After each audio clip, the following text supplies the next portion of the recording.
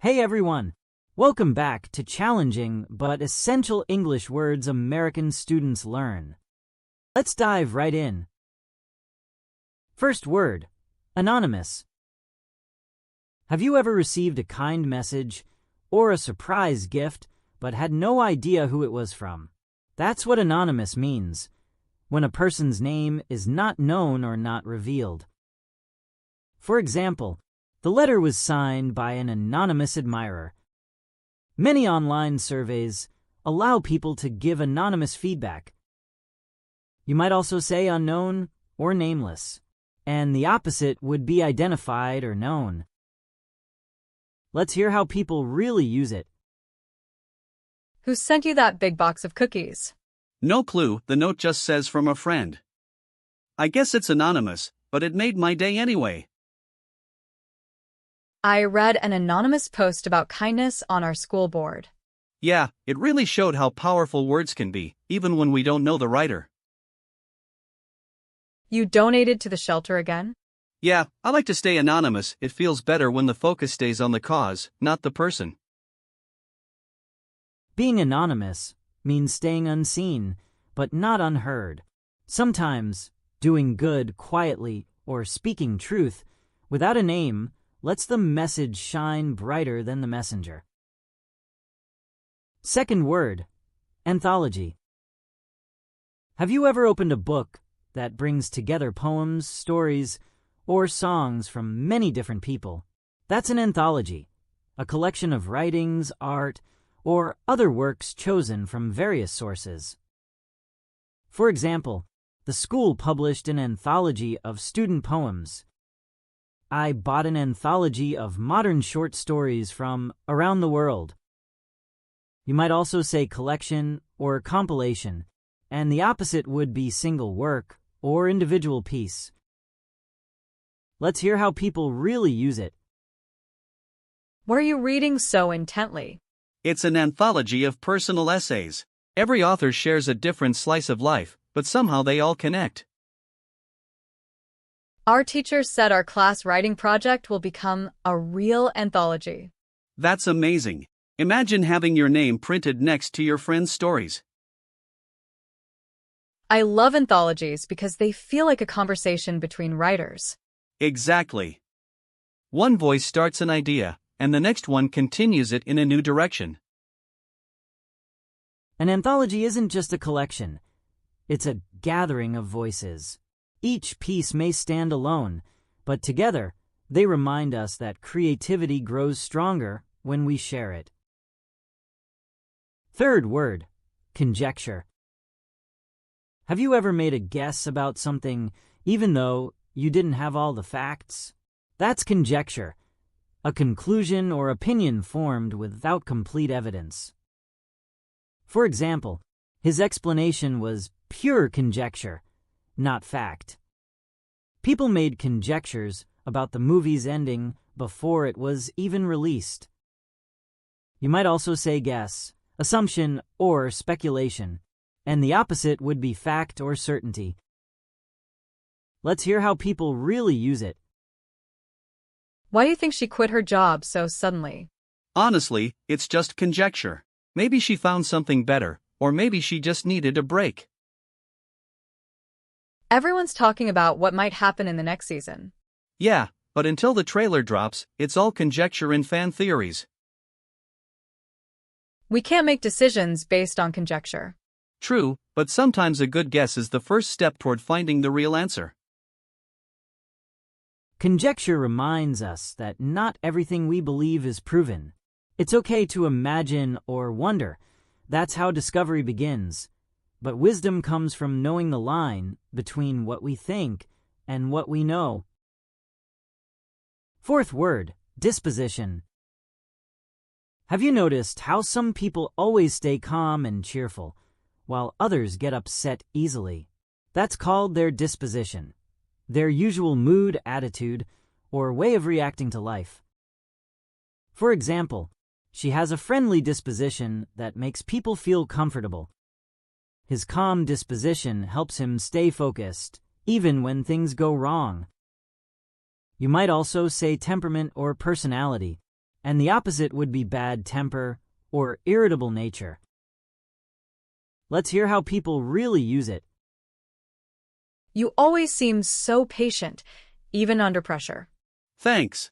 I guess it's just my natural disposition. I try to stay grounded instead of reacting too fast. He's quiet most of the time, but when he speaks, everyone listens. Yeah, that's his thoughtful disposition. Calm but deeply observant. She brings such good energy wherever she goes. Totally. Her sunny disposition makes even stressful days feel lighter. Your disposition is the emotional climate you carry with you, the weather of your heart. You can't always control what happens around you, but you can choose the spirit you bring into every moment. Fifth word, encompass. Have you ever tried to describe something so big that it includes many different parts? That's when you use encompass.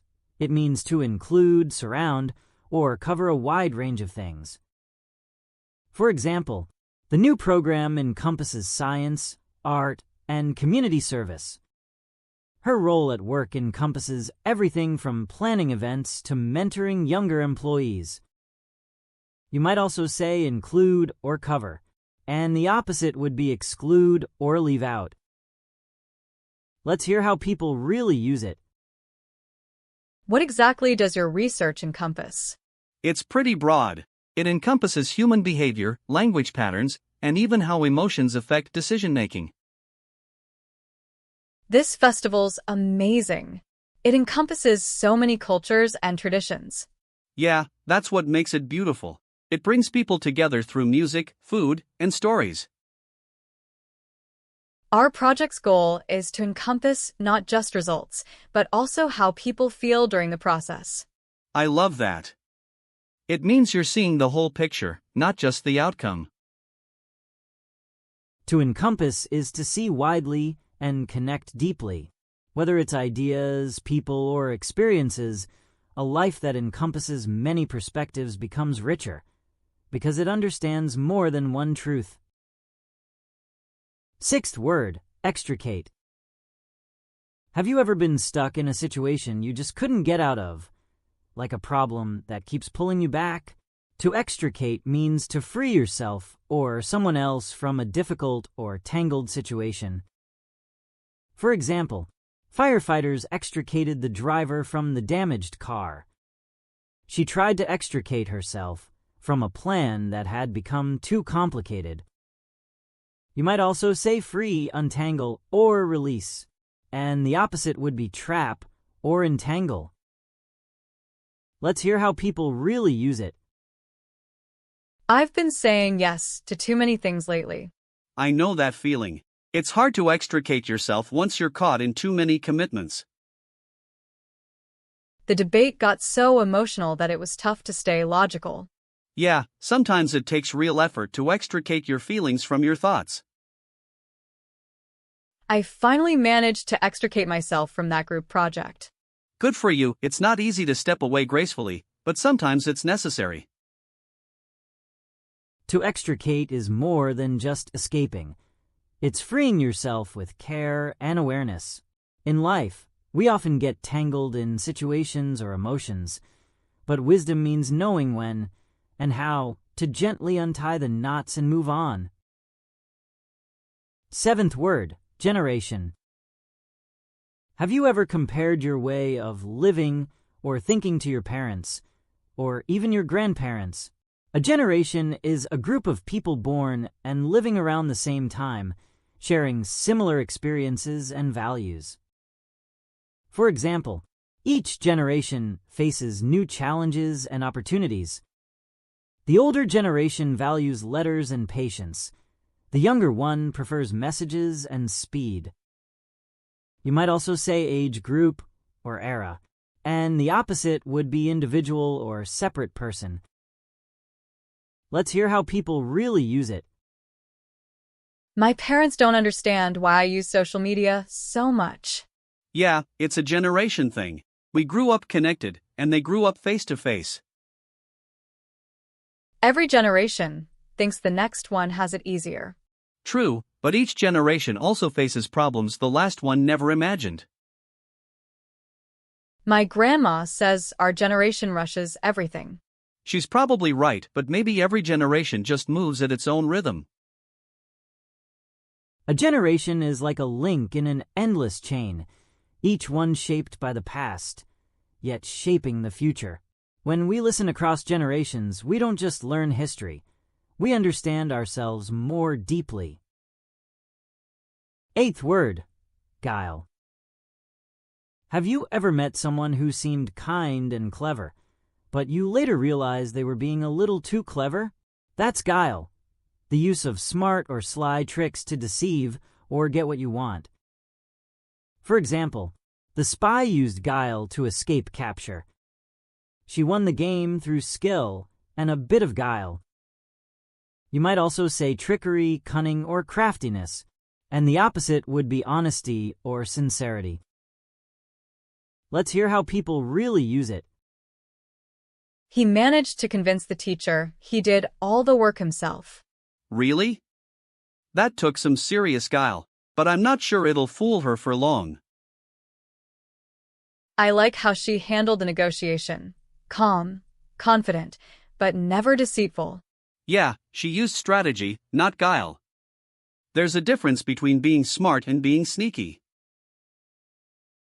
That character in the movie was so charming but manipulative. Exactly. His guile made him interesting, but also dangerous. Guile shows how intelligence can turn into manipulation when honesty fades. True wisdom doesn't rely on tricks. It builds trust. In the long run, sincerity wins more than guile ever could. 9th word, imperative. Have you ever heard someone say, "You have to do this, no excuses"? That's when something is imperative. It means absolutely necessary or extremely important. For example, it's imperative to wear a helmet when riding a bike. Good communication is imperative for any successful team. You might also say essential, urgent, or vital, and the opposite would be optional or unnecessary. Let's hear how people really use it. The teacher said it's imperative that we finish the project by Friday. Yeah, she wasn't joking. If we miss the deadline, it affects our whole grade. It's imperative to stay calm during an emergency. Exactly. The first reaction decides whether you handle things or panic. My doctor said it's imperative that I get more sleep. Then you better listen. Health isn't optional, it's the base for everything else. When something is imperative, it's not just important. It's essential to your well-being or success. In life, we learn that some things can wait, but others demand action now. Knowing which is which makes all the difference. 10th word, instill. Have you ever learned something so deeply that it became part of who you are, like kindness, patience, or discipline? To instill means to gradually put an idea, feeling, or habit into someone's mind or character.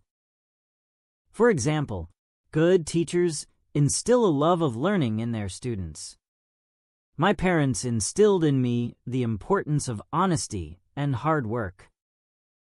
You might also say teach, plant, or impart, and the opposite would be erase or remove. Let's hear how people really use it. My coach always says, practice doesn't make perfect. Consistent effort does. Sounds like he's really trying to instill confidence and persistence in the team.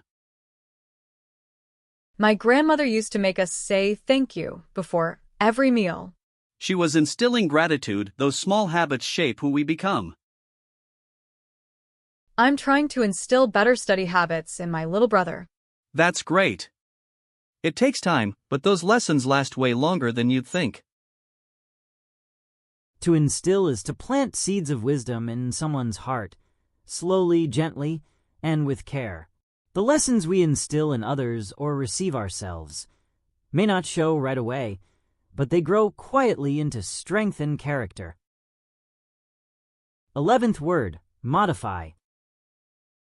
Have you ever written something, looked at it again, and thought, I could make this better?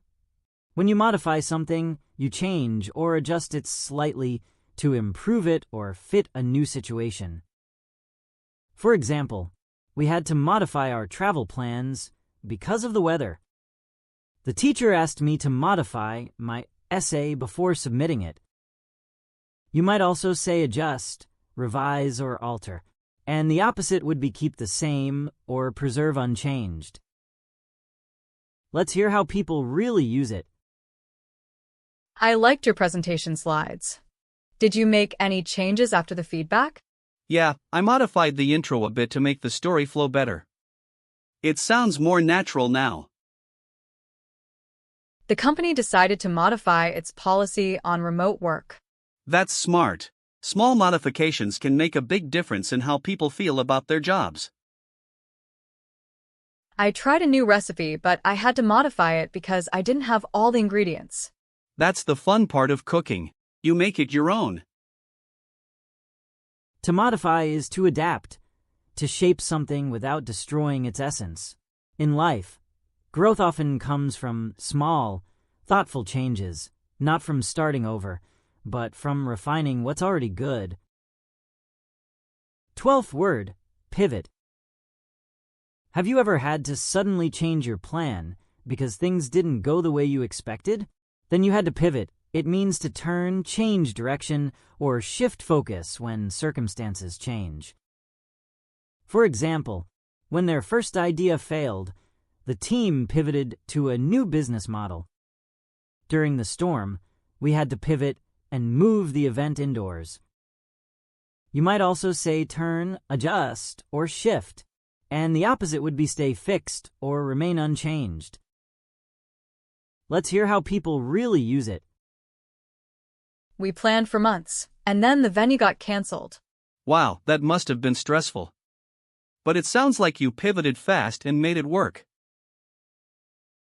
I started studying architecture, but I pivoted to graphic design after my first year. That's not failure, that's growth. Sometimes you find your real path by changing direction. The company had to pivot its strategy during the pandemic. Yeah, adapting quickly is what helped them survive when others couldn't. To pivot means to stay steady at your center while changing your direction. In life, flexibility doesn't mean giving up. It means moving with purpose, even when the road takes a new turn. 13th word, prevalent. Have you ever noticed how some ideas or habits seem to spread everywhere? When something is prevalent, it means common, widespread, or frequently seen among many people or places. For example, social media use is prevalent among teenagers today. Unfortunately, misinformation has become prevalent on the internet. You might also say widespread, common, or popular, and the opposite would be rare or unusual. Let's hear how people really use it. It's crazy how fast that slang word became popular. Yeah, it's so prevalent now. Even teachers are using it in class. I heard stress-related issues are really prevalent in offices these days. Definitely. People are working longer hours and forgetting to rest. It's becoming a serious trend. Is remote work still prevalent after the pandemic?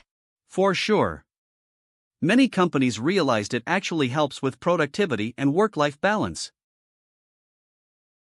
Prevalent reminds us how easily ideas and behaviors can spread, for better or worse. The more aware we are of what's prevalent around us, the better we can choose which trends to follow and which to rise above. 14th word, recur. Have you ever had a dream, thought, or problem that just keeps coming back again and again? When something recurs, it happens repeatedly or returns after some time has passed. For example, the same issue recurred even after they thought it was fixed. That melody recurs throughout the song, giving it a familiar feeling. You might also say return, happen again, or repeat, and the opposite would be stop or disappear. Let's hear how people really use it. I keep having this recurring dream about being late for an exam. That's probably your mind reminding you to slow down, or to deal with some old stress. The same argument keeps recurring between my friends and me. Yeah, if something recurs that often, it usually means there's something deeper to talk about. My back pain recurred after I stopped exercising. Oof, that's tough. Sometimes problems recur because we return to old habits. Recur teaches us that unresolved things have a way of coming back, whether in life, health, or emotions. When something recurs, it's not just repetition. It's a signal asking us to notice, learn, and finally grow past it. 15th word, spontaneous. Have you ever done something fun or unexpected without planning it at all? That's being spontaneous. It means acting on impulse, naturally, without preparation or external pressure. For example, we took a spontaneous road trip to the mountains last weekend. Her spontaneous laughter made everyone in the room smile. You might also say unplanned, impulsive, or natural, and the opposite would be planned or calculated. Let's hear how people really use it. We didn't plan to go out, but then someone suggested karaoke, and we just went for it. That's the best kind of night. Completely spontaneous and full of surprises. I love how kids are so spontaneous. Yeah, they don't overthink. They just live in the moment, and that's what makes them so joyful. My friend gave a spontaneous speech at the party, and it was actually beautiful. Sometimes the most heartfelt words come out when we don't rehearse them. To be spontaneous is to live with openness and trust, to let moments happen instead of forcing them. While planning brings order, spontaneity brings life, and often the best memories are the ones we never planned. Great job! You made it all way to the end of Lesson 3. You've just learned 15 more challenging but essential English words, the same ones real American students study to speak, write, and connect with others more naturally. In this lesson, you explored how people communicate ideas, show feelings, and express who they are. Each word you've learned today helps you not only build stronger vocabulary, but also understand people on a deeper level. Every time you review, repeat, and use these words in your own conversations, your English becomes more confident, more expressive, and more alive. So don't just stop here. Keep practicing, keep speaking, and let your words show who you really are. If this lesson helped you learn something new, don't forget to like, subscribe, and turn on the notification bell so you won't miss the next lesson in this series. And if there was a word or example that really spoke to you, or if you have ideas for future topics, please leave a comment below. Your feedback helps us make better lessons for you and English learners all over the world. Keep learning, keep expressing, and I'll see you in Lesson 4.